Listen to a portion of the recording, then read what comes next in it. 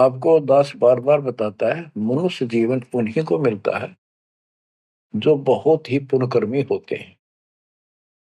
पिछले जन्म उनके जबरदस्त होते हैं। ये अलग बात है, किसी के ज्यादा होते हैं अच्छे कर्म, किसी के कम होते हैं, पर बढ़िया कर्मों वाले ही मनुष्य जीवन प्राप्त करते हैं। और मनुष्य शरीर में उनको सुविधाएं भगवान देता है जो एक मानव को मिलती है। जिनके पास पैसे ज्यादा हैं वो ज्यादा बकवास करते हैं।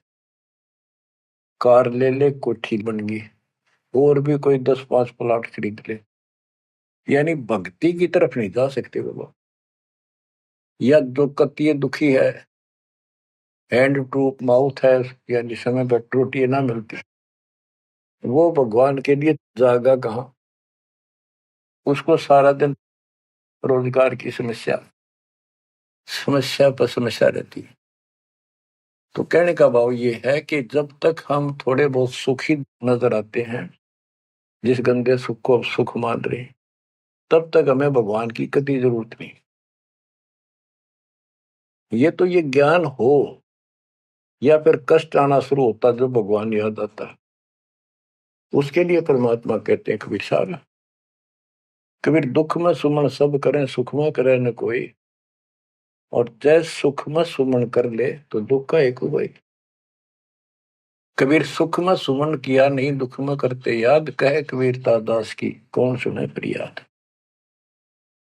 सुख में तो करा नहीं, जब कैर टूटने लग गया चारों तरफ से, कैंसर डिक्लेयर होगी, सांस साबित नहीं आंदा, कई कर्म हीनता फिर भी नहीं मानते कि नाम ले लो और भक्ति कर लो, गला ना देखी जाएगी।